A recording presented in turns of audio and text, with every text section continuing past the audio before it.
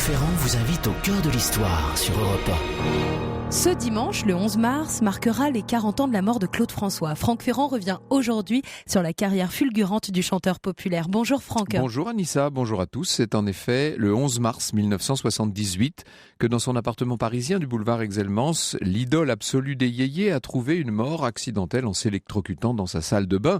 Nous avons tous, enfin quand je dis nous, moi en tout cas j'ai le souvenir de ce jour. Vous ne pouvez pas l'avoir Anissa, forcément. Pour évoquer Claude François, Clo-Clo, comme disaient ses fans, et nous le faisons dans des studios qu'il a beaucoup fréquentés, nous avons convié cet après-midi Thierry Geffrotin, véritable mémoire vivante des grandes voix d'Europe 1, et le compositeur Jean-Pierre Bourter, qui était le directeur artistique et le principal collaborateur de Claude François pendant de nombreuses années. Et Lorena Martin nous parlera en fin d'émission du Moulin de Danemois. Et vous-même, Franck, en ce vendredi, vous nous livrerez votre coup de cœur de la semaine. Et oui, avec plaisir. Pour le moment, donc, retour sur les débuts plus que prometteur du jeune Claude François. Le 27 octobre 1962, à 5 heures de l'après-midi, des millions de jeunes auditeurs ont l'oreille collée au transistor pour suivre leur émission favorite. Salut les copains sur Europe numéro 1 à l'époque. Au cours de l'émission, une chanson est diffusée pour la première fois. C'est l'adaptation en français d'un titre du duo de chanteurs américains les Everly Brothers. Il s'agit de Belle, Belle, Belle, une chanson qui vient de sortir en 45 tours. Là, quelques jours plus tôt, le titre passe donc à l'antenne. Un jour mon père me dit fiston, je te vois sortir le soir. À ton âge, il y a des choses qu'un garçon doit savoir. Les filles, tu sais, méfie-toi. C'est parce que tu crois, elles sont toutes belles, belles, belles comme le jour. Belles, belles, belles comme l'amour. La chanson dure 2 minutes 5 secondes et immédiatement le standard de Salut les copains est saturé. Les auditeurs veulent de nouveau écouter Belle, Belle, Belle. Ils veulent en savoir davantage sur son interprète, un inconnu du nom de Claude François. Il a 23 ans à cette époque. Le jeune homme vient de l'autre côté de la Méditerranée, plus précisément d'Égypte, qui au moment de sa naissance, le 1er février 1939, était encore un royaume. Claude est né à Ismaïlia, donc sur la rive ouest du canal de Suez. Son père était régulateur de trafic pour la compagnie du canal de Suez. Aimé François, c'est lui il faisait partie de ceux qui étaient chargés de contrôler les navires qui entrent dans le canal. Quant à la mère de Claude, Lucia Mazzei, dite Choufa, elle est d'origine italienne. Malgré la guerre, puisqu'Ismaïlia sera bombardé par les Allemands, l'enfance de Claude est heureuse. Il dira plus tard d'Ismaïlia que c'était le paradis sur terre. La famille vit dans une villa cossue, spacieuse, construite à la fin du 19e siècle par la compagnie du canal de Suez. Tout autour, il faut imaginer les dattiers, les palmiers, enfin tout ce qu'on peut imaginer, des buissons embaumant les pois de senteur. 10 mois sur 12, on peut profiter de la plage. Ismaïlia est une ville cosmopolite s'il en fut jamais. On y parle le français, l'italien, le grec, l'anglais bien sûr. Très tôt, la musique va prendre une place importante dans l'existence de Claude. Il est vrai que sa mère a été pianiste. Ses 2 oncles ont été musiciens. C'est un peu la famille musicienne de Trenet, vous savez. L'un est violoniste, l'autre pianiste. Il est également très influencé par les musiques qu'il entend dans la rue, comme il le raconte d'ailleurs sur Europe 1, le 13 décembre 1975. C'était au micro d'Alexandre Fronti, dans une émission qui s'appelait Le pays d'où je viens. Il n'y a pratiquement que des souvenirs de chansons dans les rues d'Ismaïlia, dans les rues d'Égypte en général.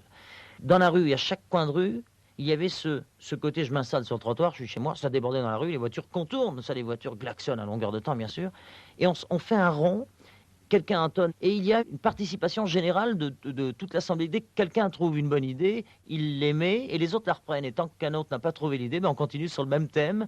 C'est passionnel. Et puis on en a en école, comme moi, j'ai fait pendant longtemps. Il fallait que je traverse la ville. Et quand vous traversez la ville, vous avez donc, jonchant les trottoirs, des groupes de petits arrêts-pitables sur les pots qui chantent, qui dansent. Et devant les cafés, ils mettent la radio Le Caire, puisqu'il n'y en a qu'une seule, à mort. Alors vous passez d'un koum pak tak tung pak tung pak et vous oubliez ça et vous arrivez vous arrivez à l'école, vous avez une tête remplie de rythmes syncopés. Alors il est impossible de ne pas être doué pour le rythme après avoir vécu une jeunesse comme ça. On imagine très bien la scène de film, hein. Il a un véritable don d'évocation, Claude François. Alors, quand il est petit, il prend donc des cours de violon. Il n'aime pas cet instrument, mais en décembre 44, alors qu'il est en train de jouer lors de la kermesse annuelle organisée par le Cercle de la Compagnie du Canal de Suez, le général de Gaulle, qui est là, qui est présent, le félicite personnellement, l'encourage à continuer dans le violon. Et d'ailleurs, De Gaulle va comparer le petit Claude à Paganini. Ce sont des moments qui marquent, bien entendu. À 15 ans, il entre au lycée français du Caire et chaque jour, il se rend, après les cours, à la maison de la radio du Caire, hein, située tout près de sa chambre. Il découvre de nombreux artistes américains. Alors, c'est la grande époque de Nat King Cole, Frank Sinatra, bien sûr, Dean Martin et Ray Charles. Il aime également la chanson française, Piaf, Dario Moreno, Montand, Tino Rossi, Brassens. Il écoute aussi les chanteuses égyptiennes et bien sûr Kalsoum au premier rang de toutes. Claude François est également un garçon sportif qui pratique l'athlétisme à un assez bon niveau.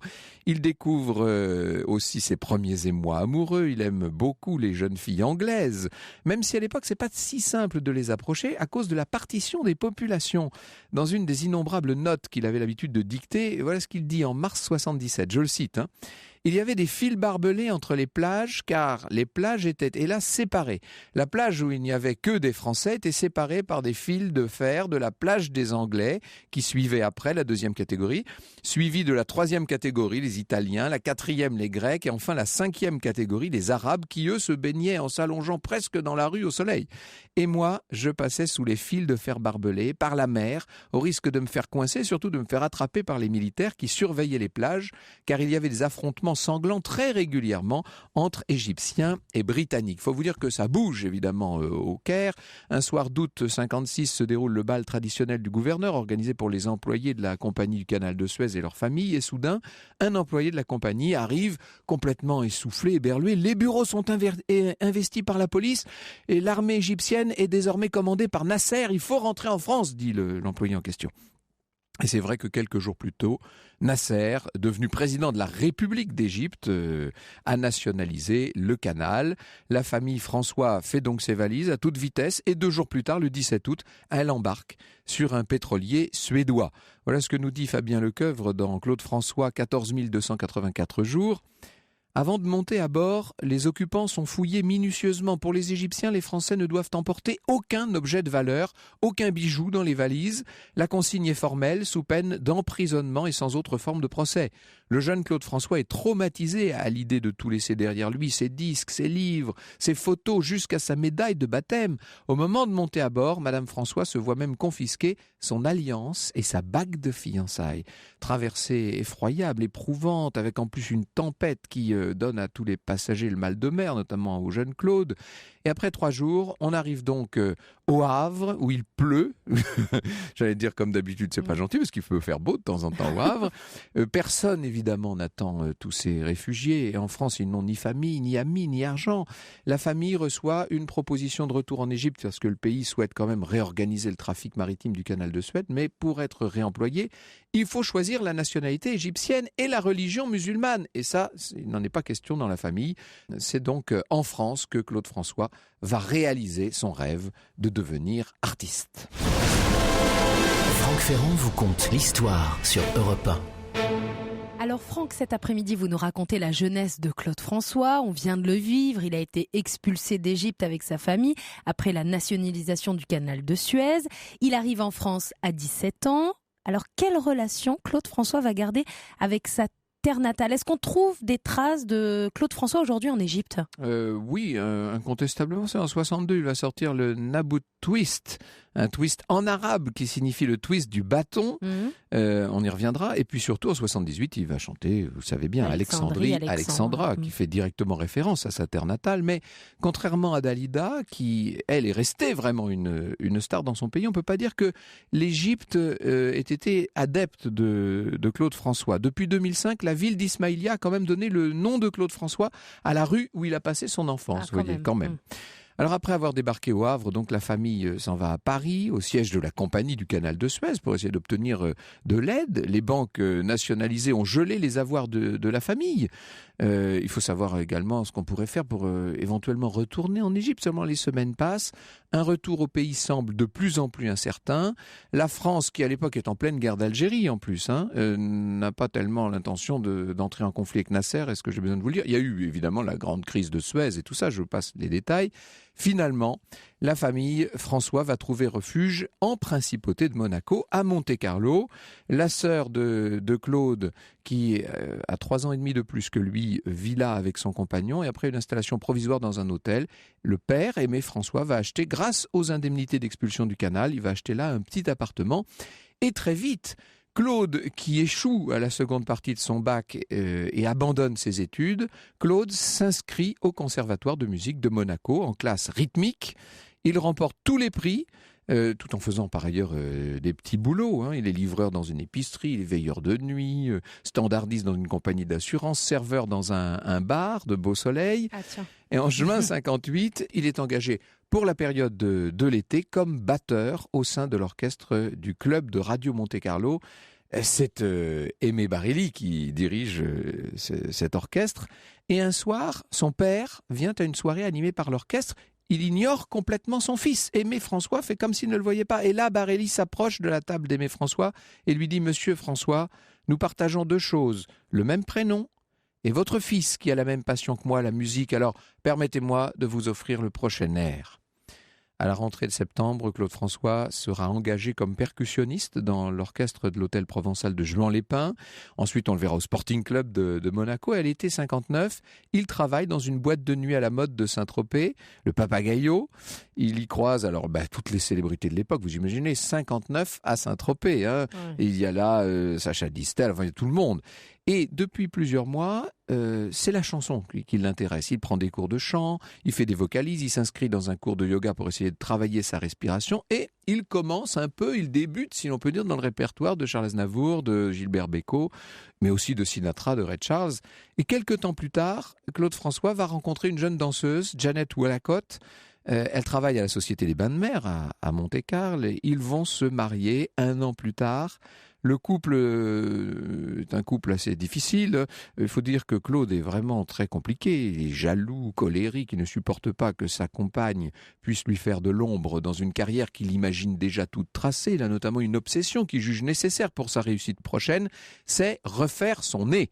Opération réalisée quelques mois plus tard, alors que par ailleurs le couple manque cruellement de moyens et vit dans un petit appart tout à fait délabré et sans salle de bain à Montmartre.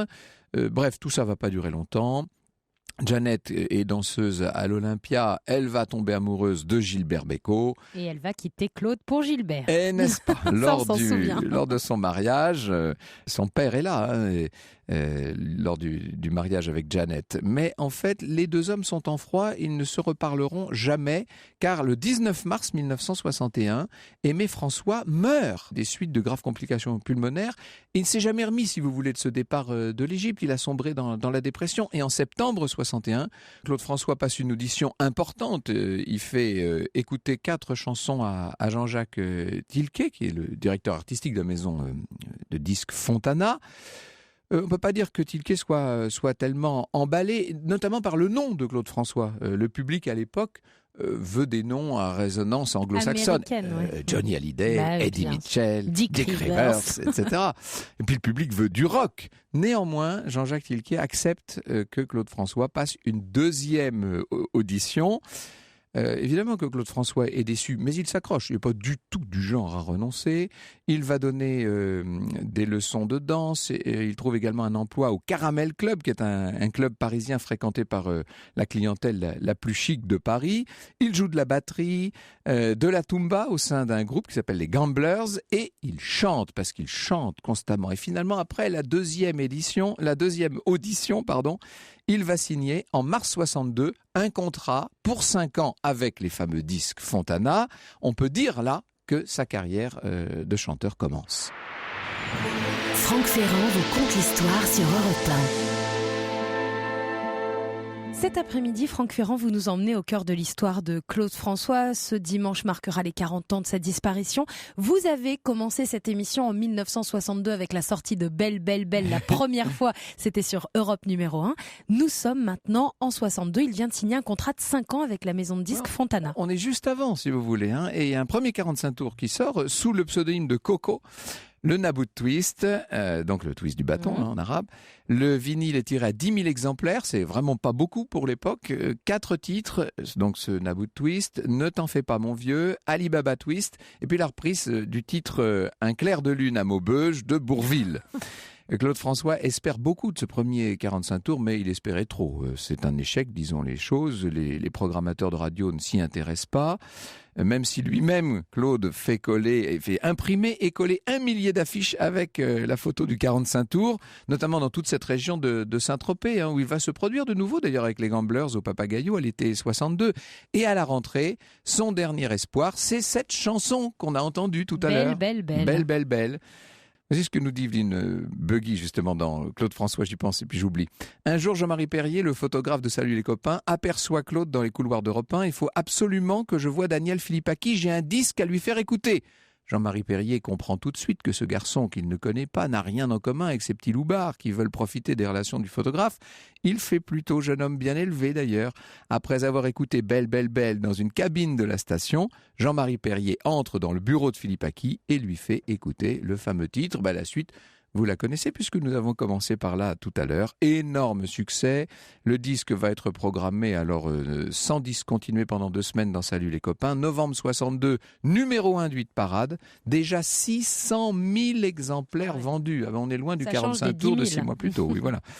Et voilà que le 18 décembre 62, à la demande donc du patron des programmes d'Europe 1 à l'époque, Lucien Maurice, Claude François est en première partie du Musicorama de Dalida, grande émission en direct qui à l'époque réunit la France entière, on peut le dire. Cette année 1962 marque donc le début de la consécration pour Claude François, comme il le chantera si bien 15 ans plus tard. Bonjour Jean-Pierre Bourter, merci infiniment d'être avec nous cet après-midi pour évoquer Claude François à l'occasion du 40e anniversaire de sa disparition. Souvenirs, que de souvenirs, tout ça. Évidemment, cette année-là, pour vous, ça vous rappelle énormément de choses. Oui, Claude, d'abord, je lui ai présenté des chansons. Bien sûr, oui. C'est le compositeur. Donc, avec Evelyne Buggy, on a été lui montrer des chansons et qu'il a bien accepté. Et puis surtout, il y en avait une qui était en 4e face sur un Super 45 tours. Et c'est celle-là qui a démarré tout. Je ne me souviens même plus comment elle s'appelait, la chanson, mais en tout cas, c'est ce qui a déclenché, quoi. Ce que vous me disiez tout à l'heure pendant une interruption, c'est que Claude François avait bel et bien l'intention de retourner sur les lieux de cette enfance si heureuse au bord du canal de Suez. Il voulait repartir pour l'Égypte. Il avait les billets au moment où il meurt. Et vous aviez vu ça, vous ? Oui, j'ai vu. Vous deviez participer Oui, parce qu'il voulait m'emmener évidemment avec ma femme. Il voulait qu'on aille voir où il était. Il voulait qu'on aille voir la maison et tout ça. Il voulait vraiment qu'on y retourne. Il y avait les billets. On devait partir dans la semaine qui a suivi sa mort. Donc au moment où il meurt, il était en partance pour l'Égypte. Oui, dans la semaine. Il a sûrement... Je me souviens plus quel jour exactement, mais on avait les billets, je vous dis. C'est quand même c'est vraiment ce qui s'appelle un signe du destin. Bonjour Thierry Geffrotin. Bonjour Franck. Merci beaucoup d'être avec nous. Je parle du destin. On peut dire que toute la carrière de Claude François est une carrière chargée de symboles. C'est l'homme du destin, du fatum, d'une certaine manière. Oui, absolument. Là, je vous entendais raconter son enfance. On a de très belles archives à Europe 1 dans l'émission Le Pays d'où je viens. Et en effet, je pense qu'il est d'un pays où on y croit au destin. Et à travers toutes les archives, il y en a énormément sur Europe 1. Je peux vous dire qu'on suit sa carrière. Alors, on va venir dans un instant justement à ces archives. Vous allez nous faire revivre en quelque sorte le Clo-Clo d'Europe 1 qui a eu quand même il avait son studio, quand je dis son studio, son appartement ici même à une époque, tellement il passait de temps dans la maison. Oui, il a tout fait. Il a animé des émissions, il a participé à des émissions, il a chanté dans des émissions, il a appris à danser des danses à la mode dans les émissions. Il a tout fait sur Europe 1. Vous avez été son directeur artistique, vous, Jean-Pierre Bourter. Oui, c'est-à-dire que moi, d'abord, je lui ai fait des chansons. Et puis, petit à petit, on est devenu un petit peu plus proches. Et un jour, il m'a dit, mais finalement, tu fais les chansons qui réussissent, surtout que ça a bien marché. Donc, si ça n'avait pas marché, il m'aurait pas posé la question. Il dit, mais autant que tu restes là, moi j'ai besoin d'un directeur artistique, donc autant que tu restes là, et puis comme ça on sera tranquille, et puis moi je t'aiderai, et toi tu m'aideras. Donc ça a commencé comme ça. Alors, c'est-à-dire que c'est vous qui décidiez ce qu'il allait chanter ou pas, avec lui bien sûr, hein, mais vous l'aidiez, vous le conseilliez sur un plan artistique. Je le conseillais, oui, sur plein de choses, c'est parce qu'il était assez excessif dans plein de choses. Oui. Donc, au contraire, j'essayais de le retenir un petit peu de temps en temps. Chansons populaires, Le téléphone pleure, Voilà. Magnolia, Forever, Voilà. et donc Alexandra dont on parlait. Ça c'est vous quand même. Oui, bien sûr. Mais Le téléphone pleure, ça a été aussi un phénomène incroyable.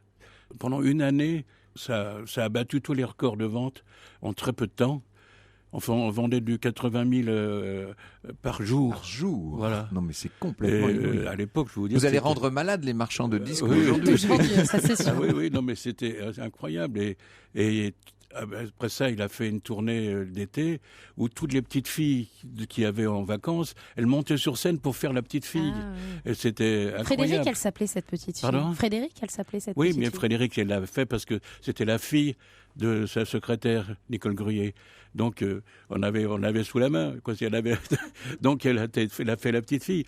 Mais après, bon, elle ne pouvait pas aller faire ça. Dans toute la tournée, bien oui, sûr, c'est ça. évidemment. Donc, mais toutes les petites filles qui étaient dans la salle, elles venaient parce qu'elles connaissaient ça par cœur. Ouais, c'est ce que vous avez vécu en tant que directeur artistique pendant 7 ans, compositeur bien entendu, est tout à fait extraordinaire. On va y revenir tout à l'heure. Quand vous voyez 40 ans plus tard, que toutes ces chansons sont encore actuellement tout à fait présentes. On les écoute il n'y a quasiment jamais une soirée dans une boîte de nuit sans qu'il en passe au moins 2 ou 3. Ça doit vous faire plaisir quand même. Ça me fait très plaisir et ça me fait plaisir pour lui qu'il est toujours là. C'est ça que je trouve extraordinaire. C'est que beaucoup d'autres chanteurs ont disparu. Bon, on les connaît, mais ils ne sont pas là. Alors que lui, il est toujours là. La preuve, c'est qu'on est en train de faire quelque chose à Europe. Bah, à Europe, c'est un peu la moindre des choses, oui, parce qu'à Europe, il était chez lui, comme va nous le montrer Thierry Geffrotin dans un instant. Europe 1 au cœur de l'histoire. Franck Ferrand. Cet après-midi, Franck Ferrand, vous nous emmenez au cœur de l'histoire de Claude François, une émission nostalgique et musicale avec Thierry Geffrotin qui est journaliste au service culture d'Europe 1 et Jean-Pierre Bourter qui est compositeur, ancien directeur artistique et principal collaborateur de Claude François. En fait, on peut dire que Claude François et Europe 1 sont un peu indissociables, Thierry Geffrotin. Ah oui, il y a quelques artistes comme ça, Dalida bien sûr. Évidemment, et puis Georges Brassens, c'est assez surprenant, mais il y a beaucoup d'archives. Et Bourvil aussi, on pourrait dire, dans un autre registre. Et Coluche. Et Coluche. Et voilà. Bon, Bien voilà. sûr, voilà. Mais on a fait les 5 doigts de la main. Les 5 doigts de la main. Mais avec Claude François, on a quand même, j'allais dire, tous les doigts de la main, en effet, puisqu'il a été présent sur Europe 1. La première archive que j'ai trouvée, c'est 1963. Celle que je vous propose pour entrer dans le monde des archives, c'est un tout petit jingle qu'il a fait pour l'émission Salut les copains. Alors en fait, il a pris tout simplement une de ses chansons, Le temps des pleurs. Il a seulement changé les paroles et ça donne ça. Et voilà, c'est SNC qui recommence. On va rire, on va chanter et s'amuser. Et voilà, Le temps des pleurs qui devient un indicatif pour Salut les copains, c'est chic. Hein. Voilà. Et puis, je vous dis, Salut les copains, il était même invité par Daniel Philippaki pour animer l'émission. Et quand je dis animer, on sait que ce que voulait à l'époque Lucien Maurice, c'est qu'on entende beaucoup de chansons dans Salut les copains, assez peu de bavardage, dirons-nous. Mais quand c'est Claude François qui anime SLC, évidemment, on a envie de l'entendre nous parler de sa vie. Et c'est le cas. Alors, j'ai pris un tout petit bout d'une émission où il rentre de Las Vegas. Il était avec le photographe Jean-Marie Perrier. Alors, à l'époque, il y a aussi le magazine Salut les copains. Tout ça, vous savez, c'est bien fait. Hein. La maison, elle arrive à parler d'elle-même. Elle vend des magazines. Alors, écoutez un peu ce qu'il nous raconte sur Las Vegas. Il y a Lucien Maurice derrière. Hein, il y a Lucien Maurice qui est là, pas loin. Hein. Vous vous imaginez quand vous êtes sur cette avenue, quand vous me regardez là, que je suis assis avec des cartes à jouer, que à droite et à gauche, chaque 20 mètres, on peut tourner, ou à gauche ou à droite, et chaque 20 mètres, il y a un cabaret où se produisent un petit peu... On peut voir le premier cabaret, Frank Sinatra, le cabaret qui suit Sammy Davis Jr., celui qui suit les Beatles, celui qui suit... Enfin, n'importe quoi. Il y a des grands cabarets avec des vedettes énormes, vraiment les plus grands noms. Une voix assez extraordinaire, Jean-Pierre Bourter, une voix intensément juvénile, mais qui n'était pas forcément destinée à la chanson quand même. Ah non, bien sûr. Mais même le personnage, bien habillé et tout ça, alors que tout le monde était vraiment... Donc tout ça, c'était assez étonnant. Mais il a fait en sorte que c'est devenu une star, quoi. Et en même temps, il était, comme vous dites, toujours tiré à quatre épingles, avec beaucoup de paillettes et de nœuds papillons, oui. Mais jamais ringard, hein, tout à fait dans l'air du temps quand même. Hein. Il n'y avait pas le côté chanteur pour vieille dame, pas du tout en fait. Oui, hein. Non, bien sûr. Non, c'était même pour petite fille. Plutôt pour jeune fille, oui, en fait, c'était ça. Elles étaient là, toujours en grappe derrière lui. Non, mais devant le bureau et devant chez lui, ils étaient toujours là. Et moi, j'habite à côté de Montfort-la-Maurie, et il y a une fille qui était déjà une fan et qui habite pas très loin et que je vois régulièrement et qui me demande des trucs et puis actuellement encore. Oui, actuellement ils font pour le 11 là, ils ont pris un chapiteau et elle fait venir plein de fans pour faire le. Non, ils sont toujours dedans. Et elles étaient là, bien sûr, sur le trottoir de la rue François 1er. Oui, parce que votre image de genre idéal, j'y crois pas trop. Et vous allez comprendre pourquoi. Parce que quand il est sur scène, Claude François, ça devient une bête de scène. Hein. Vraiment la bête, c'est-à-dire que il chauffe la salle. Vous savez, il est chauffeur de salle, mais avec Claude François, c'est lui-même qui s'en charge. Écoutez, on est le 9 juillet 1966. D'accord, dites d'accord, 1, 2, 3, 4, d'accord, 1, 2, 1, 2, 3, 1, 2, 3, 4, d'accord, 1, 2, 1, 2, 3, 1, 2, 3, 4, d'accord, 1, 2. Comment voulez-vous qu'on résiste à une telle énergie ? C'est la folie. Alors il chauffe la salle et puis il associe la salle. C'est très étonnant parce que là c'est un extrait de Musicorama, grande émission d'Europe 1. En général c'est très lissé. Hein. On faisait le tour de chant, il n'y avait pas trop d'intervention avec le public à part Barbara qui intervenait. Oui. Mais lui, non seulement il fait participer le public, mais le public lui répond. Les petites filles, tu sais, méfie-toi. Vous êtes d'accord les garçons au moins, hein? Qu'est-ce qu'elles peuvent nous faire souffrir à nous les filles, hein? C'est parce que tu crois, elles sans doute belle le jour. Belle la boue. Elles te rendront fou de joie, fou de douleur, mais crois-moi plus fou.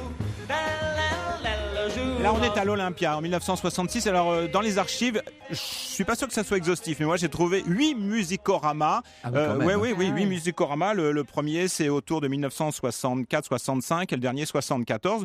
Mais je pense que comme à Europe 1, on a un service documentation archive qui est précieux, tout n'est peut-être pas numérisé. C'est-à-dire, on a peut-être des bandes magnétiques qui traînent encore dans les caves. Et il y a peut-être plus de 8 musicoramas. Voilà, ça, c'était une grande émission. Il a participé aussi à une émission qui s'appelait Dans le vent, animée par Michel Cogoni. On le trouve de semaine en semaine. Il est l'invité. Toutes les semaines, il est là. On voit le phénomène que ça a représenté. Et c'est là, je vous ai dit qu'il a tout fait sur Europe 1. Il a même appris aux auditeurs à danser. Vous la gageure, hein. Oui, parce qu'il n'y a pas l'image. Il y avait les nouveaux pas des nouvelles danses à chaque fois. Oui, alors des danses qu'on a totalement oubliées. Alors, vous avez le surf, le hully-gully. Et là, c'est une leçon de snap.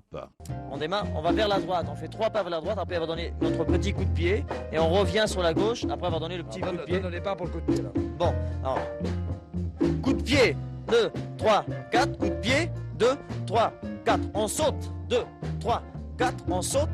C'est très radiophonique en même temps. Alors, on essaye de là, le faire. Je vous ai mis, parce que ça dure 20 minutes, c'est-à-dire qu'on commence sans la musique, où il explique... On pousse les meubles et on... Oui, il explique, vous prenez un triangle ABC, alors vous posez la jambe ici, sans la musique, puis après les musiciens viennent dans le studio, hein, c'est-à-dire que c'est très sérieux. On a une leçon de snap qui dure environ 25 minutes. Petit à petit, Claude François est devenu une star, une superstar, une hyperstar. Oui. Et quand il est devenu une sorte de légende vivante, il venait plutôt pour parler de lui que pour chanter. Danser, oui. Alors en effet, je vous ai dit qu'il y avait une très belle archive, Le pays d'où je viens. Il a aussi été interviewé, et ça c'est passionnant. Je ne voulais pas apporter cette archive, mais où il s'entretient avec Charles Villeneuve sur grandeur et servitude du statut de star. Il dit: j'aimerais bien aller au cinéma, profiter de la vie, m'attabler une terrasse de café, et ça il ne le peut pas. Lucien Maurice aussi l'a longuement interviewé, mais ce qui ressort des interviews que j'ai entendues, c'est sa vie est tournée vers le public. Vraiment, il est une star. Il sait que parfois c'est difficile, mais il pense au public. Je pense que Jean-Pierre Bourtin ne va pas nous dire le contraire. C'était l'obsession, le public? Oui, mais quand on allait au cinéma, on rentrait quand ça commençait, dans le noir, et on partait juste avant la fin. Pour ne pas faire un attroupement à chaque fois, bien entendu. Voilà.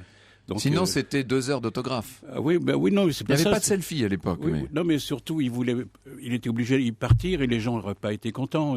Ils râlaient pour qui il se prend. Enfin, il y avait tout ce côté-là. Il était toujours tourné vers le public, penser ce que le public va aimer, va vouloir. Bien sûr, non, bien sûr. Ce public tellement présent toujours, il n'est pas seulement dans les salles de concert, il n'est pas seulement à la sortie des émissions de radio ou de télévision, il le poursuit d'une certaine manière. Est-ce qu'on peut dire qu'il aurait été une des premières stars traquées, Claude François ?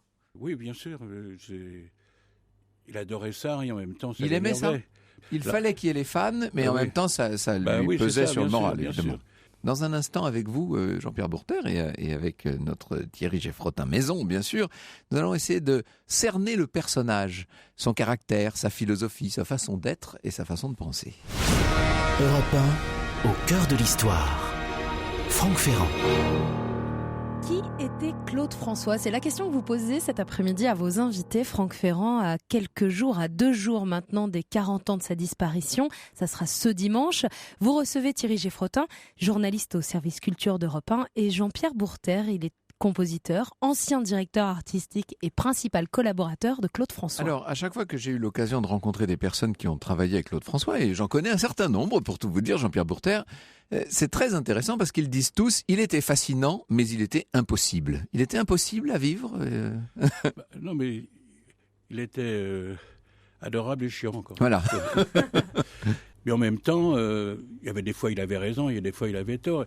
Alors, quand il s'énervait pour un truc, moi j'essayais de le calmer un peu en disant mais non, mais parce qu'il était très sensible à ce qu'on dise du mal de lui. Alors c'était quelque chose qu'il aimait, parce qu'il avait débuté comme ça. Il avait débuté où beaucoup de gens trouvaient qu'il était ridicule, le machin. Il y avait tout ce. Puis il y avait Hallyday en face, donc c'était toujours les. Eh oui. Voilà. Il y a une forme de concurrence entre eux. Oui, bien sûr. Mais finalement, ça s'est bien passé. Après, ils se sont connus. Mais au départ, c'était un peu ça. Concurrence aussi avec celle qui pouvait partager sa vie. Je me rappelle dans l'émission que j'avais préparée avec France Gall, qu'elle m'expliquait que c'était très difficile pour Claude François de supporter la concurrence d'une certaine manière. Quand elle a commencé elle-même, ça devenait un problème en fait. Oui, je pense qu'il y avait beaucoup de caractère. Et quand Jean-Pierre Bourter en parle, moi j'ai en tête une archive où Lucien Maurice lui dit « Vous avez toujours pas appris à danser des claquettes ». Et là, il est quasiment en colère. On est sur l'antenne d'Europe 1. Hein. Il se met en colère en disant « Mais qu'est-ce que vous voulez ? Je suis obligé de tout faire. » Parce qu'il dit aux États-Unis, un chanteur, il est aidé, il a un orchestrateur, il a un compositeur, il a une personne qui l'aide pour la chorégraphie. Moi, je suis obligé de tout faire. Et il se met en pétard. Maurice lui dit non, mais je vous le reproche pas, mais comme vous nous aviez dit il y a quelque temps que vous alliez vous mettre aux claquettes, être un artiste complet, donc en effet exigeant, mais pas marrant. Oui, et puis un caractère terrible. Vous-même, d'ailleurs, à un moment, vous avez claqué la porte, il faut le dire, Jean-Pierre Bourter. Je suis parti pendant 6 mois. 6 mois. Et après, on ne s'est plus vu. Il téléphonait chez moi, il téléphonait chez ma femme pour lui demander ce que je faisais. Oui. Voilà, pour savoir, ça va, il va bien, tout ça. Il s'inquiétait quand même. Et finalement, pendant les vacances qui ont suivi, je savais qu'il était au Martinez pour 2-3 jours, donc je suis venu le voir pour lui dire bonjour. Et dès que je suis rentré, il a ouvert la porte, il m'a pas dit tiens c'est toi quelque chose, il m'a dit dis qu'est-ce qu'on fait, parce que comme si de rien n'était. Comme si de rien n'était. Dit voilà. Les 6 mois en question étaient passés entre parenthèses. Oui, en fait. oui, parce que là maintenant l'été, quand c'est fini en plein air, je finis avec des feux d'artifice, mais l'hiver. Ça c'était le grand podium européen entre parenthèses. Voilà. Oui. Mais cet hiver, je vais faire quoi? Et je lui dis tu vas faire des ballons. Ah, t'as raison. Et puis tu mets ton nom dessus ou ta tronche dessus, et puis tu auras des ballons, c'est joli. Et en plus, c'est des ballons pendant la fin du spectacle dans la salle, c'est très bien. Et c'est ce qu'il a fait. Et puis on est reparti comme si j'avais quitté la veille. Il y avait les fans qui l'attendaient partout, il y avait les journalistes aussi et les photographes. C'était le début du phénomène des paparazzis. Sa vie privée fascinait tout le monde, il faut le dire. Oui, mais il aurait été malheureux s'il n'avait pas été là. Ah oui. Bien sûr. Et alors, il avait quand même un goût pour les jeunes, les très jeunes filles, disons les choses. Il avait ça autour, tout le temps en permanence, effectivement. S'il avait eu que des vieux, mais là, il avait que des gentilles jeunes filles, effectivement. Mais est-ce que lui-même, et ça se ressent dans certaines interviews, etc., est-ce que lui-même n'était pas fasciné par la jeunesse et plutôt même effrayé par la vieillesse? Il ne voulait pas vieillir, Claude François. Bien sûr, évidemment, bien sûr. C'était Ramsès II. Ouais, c'est ça. Ouais. C'était l'époque en plus. Hein. Oui, c'est ça.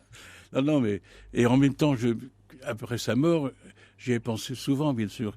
Et je lui dis, finalement, tu as été exaucé, parce que finalement, tu seras toujours jeune, beau. ouais. Il était magnifique à ce moment-là. Et donc, les photos qu'on a de lui et des émissions de télé, il est magnifique. On ne comprendrait pas qu'on fasse une émission. Vous dites qu'il est magnifique. Il était entouré aussi de créatures superbes, les fameuses Claudettes. Elles ont joué un rôle dans sa popularité, ces Claudettes. Elles faisaient partie parce que comme il passait son temps à chercher de faire le mieux, il avait aux États-Unis un correspondant qui lui envoyait des cassettes de ce qui se passait dans les émissions de télé. Et il y avait la Tamla. Et la Tamla, c'était tout ce qu'il aimait, les chansons. D'ailleurs, il y a beaucoup de chansons qui ont été faites de chez le Tamla. Et il a vu Les Danseuses. Et donc, ça lui a donné l'idée de faire des Claudettes. Il a commencé avec 2, puis après ça, il en a fait avec 4. Mais avec des chorégraphies qui étaient réglées au cordeau. Ah bah oui, bien sûr, ça, les chorégraphies. Oui. Il y avait un chorégraphe qui était là pour ça. Oui, non, mais surtout, il piquait des chorégraphies qu'il voyait aussi là, sur les trucs américains, et puis il en inventait. Donc c'était un mélange de tout, mais il bossait comme un fou avec ça. Parce qu'au bureau, en dessous, il y avait une cave, pas une cave, il y avait un sous-sol où les filles dansaient, apprenaient à danser. C'était du boulot tout le temps. Hein. On peut dire que c'était un fou de travail. Ah oui, non, mais parce que il fallait... D'ailleurs, l'après-midi où il meurt, l'après-midi où il s'électrocute, il était presque en retard, il devait se rendre au studio chez Michel Drucker pour enregistrer les rendez-vous du dimanche, en fait. Pour aller enregistrer Alexandrie. Et il devait chanter Alexandrie. Voilà, il devait vous chanter, vous interpréter, si je puis dire. Oui.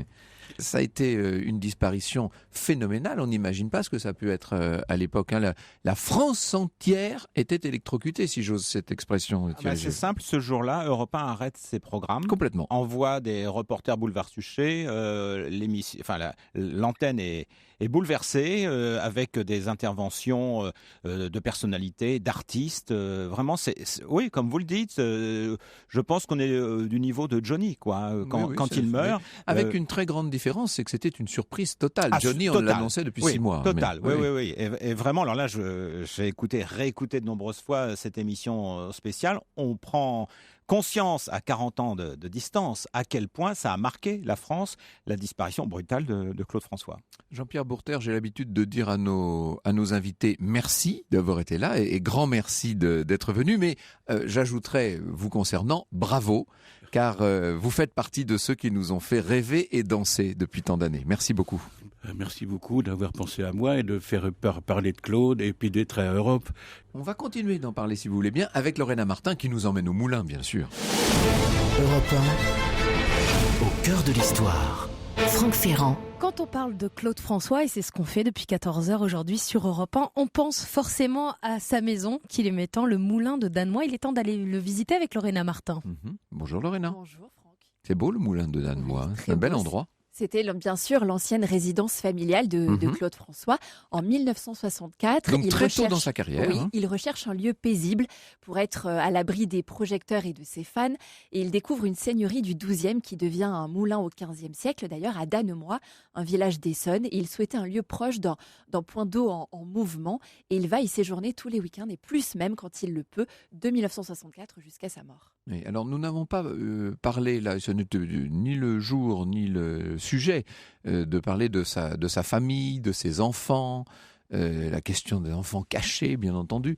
Mais c'est dans ce cadre-là, c'est à Danemois qu'il faut imaginer tout ça. Hein. Oui, parce que le moulin se compose d'une grande demeure de 500 mètres carrés en pierre avec 19 chambres où séjournait sa famille et une maison américaine qu'il avait surnommée lui-même maison américaine, la Grange, qui était l'aile du moulin, plus petite mais qu'il préférait parce que c'était plus moderne. Il s'inspirait beaucoup de concepts architecturaux américains avec des grandes baies vitrées qui donnaient sur la piscine et même la piscine était très originale. Il avait voulu s'inspirer de la piscine d'Elvis Presley aux États-Unis, à Memphis. Et il y recevait là régulièrement tous ses amis, Johnny Hallyday, Michel Sardou, Sheila ou encore Dalida. Alors je me rappelle, l'époque, c'était, on va dire, milieu-fin des années 90, où on avait régulièrement à la télévision des reportages pour nous dire le moulin de Danemois est en train de s'effondrer, est en train de disparaître. C'est un lieu de la mémoire du XXe siècle qui s'en va. Et puis, sont arrivés, j'allais dire, les magiciens, les Lescure. Les Lescure, qui étaient un couple de boulangers qui n'avaient rien à voir directement avec Claude François, ils ne l'avaient pas connu, mais ils avaient toujours admiré son parcours et ils ont entrepris des travaux colossaux. Ils se sont vraiment fiés à des documents d'époque, à tous les témoignages de proches de Claude François et tout a été refait à l'identique des années 76 et 78 et aujourd'hui, cette maison a été transformée en musée. C'est vraiment le lieu de pèlerinage de Claude François et le domaine organise des visites, des dîners spectacles. On peut quand même pas y résider. On peut pas encore y résider, mais on devrait pouvoir y dormir à partir à la fin de l'année 2019, comme à l'époque de Claude François, dans les étages supérieurs de la partie moulin. Ils sont en train un petit peu de tout aménager et ils devraient accueillir une dizaine de chambres, dont 3 suites telles qu'elles étaient à l'époque du chanteur. Et les chambres donneront toutes sur le jardin à l'anglaise, ce fameux jardin que Claude François avait voulu. Voilà, ça va faire un lieu très intéressant, très amusant pour résider. Vous avez des souvenirs, vous, à Danemois, très nombreux, j'imagine. Mais il y avait les personnes qui avaient repris le moulin, ils faisaient des week-ends thématiques, en fait. Oui, ouais.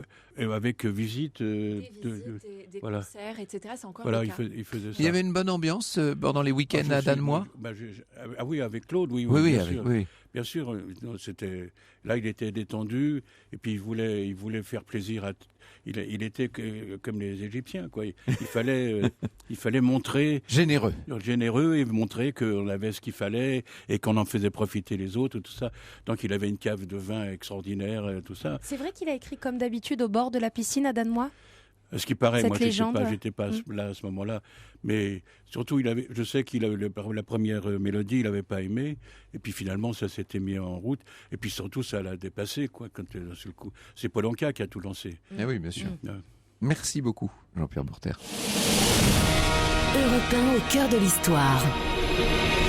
Franck Ferrand. Et il est temps ce vendredi maintenant, Franck Ferrand, de découvrir votre coup de cœur. Qu'est-ce que vous nous avez réservé ? Le 7 avril prochain, un site internet va fêter ses 15 ans. Il s'appelle la Tribune de l'Art. Il a été fondé par Didier Rickner, qui est un ancien ingénieur agronome, grand connaisseur du dessin ancien, qui est un féru d'art, de patrimoine et qui, par une passion vibrante et même sans doute dévorante, est devenu non seulement historien de l'art, mais à mes yeux, un véritable gardien du temple. Or, par la précision de ses articles, la qualité de ses contributeurs, l'étendue de ses centres d'intérêt, la Tribune de l'Art s'est imposée au fil des années comme une référence et, si j'ose employer l'expression, comme un refuge pour bien des amoureux de l'art. Alors pourquoi est-ce que je dis refuge ? Parce que, et dans les temps que nous vivons, croyez-moi, ça devient rare, Didier Rickner est un homme libre qui ne mâche pas ses mots quand il a envie de dénoncer telle dérive à Versailles, tel danger pour l'hôtel de la Marine, tel scandale au Louvre à Abu Dhabi,